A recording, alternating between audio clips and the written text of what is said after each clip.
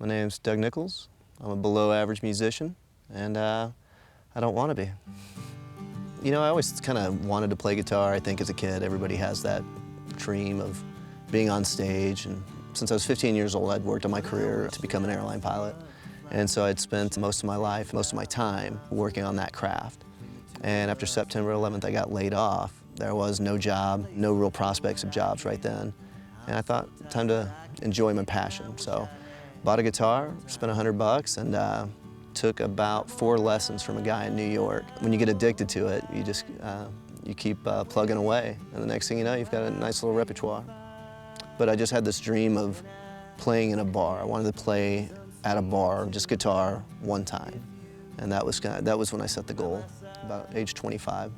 I started writing music just to see if I could. And it turns out it was a little bit harder than I thought. Didn't really know how to read music, didn't know too much about music theory. So I just kind of went with what felt good and wrote a bunch of bad songs. Eventually, one was actually pretty good, and I liked it a lot, and I would play it, and it didn't sound like anything I had heard before. So it just kind of went from there. I'm all right. I was seeing a girl back in Phoenix, was always racing home to come see her. No matter how bad the day was, you know, I was looking forward to that.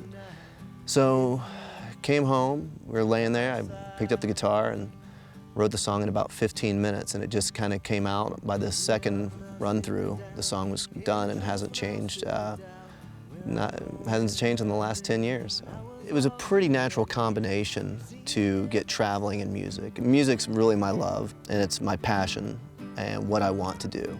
Traveling, first of all, helps in the writing process. Traveling helps with the inspirational process as well.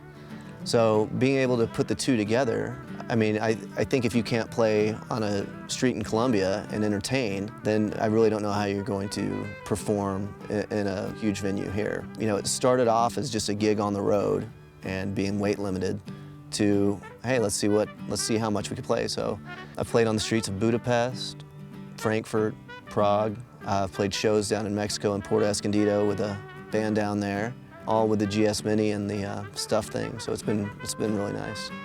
Equipment that I use, everything's kind of been a process. You know, if you get online, you try to find out the absolute best equipment for what you need, and that's a little bit difficult when your needs are a little bit different. So I started traveling with my gear, and I think the first one was a road show I had to do in Mexico, and the small plane that we took down there, it was weight limited.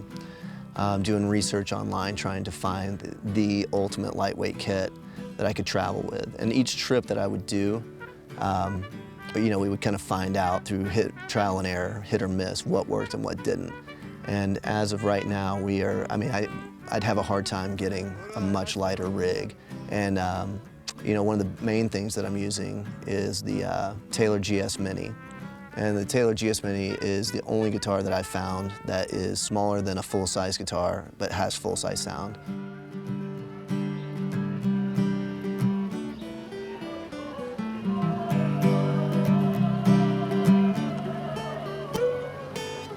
So you can play it for shows. In fact, when I'm at home and I go to grab a guitar, I usually grab the GS Mini. So any show that I do on the road's on that one.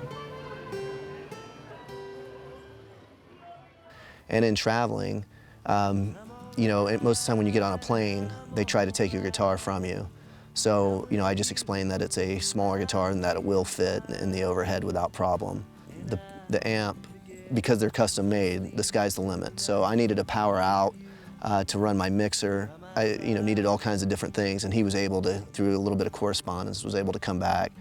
And when it showed up, I first plugged it in, and like we were all shocked. So it's battery powered and will run for 5 hours, which is more than you want to sing. So there's no limitation on battery. I chose the TC Helicon acoustic pedal because it does a few different things for me.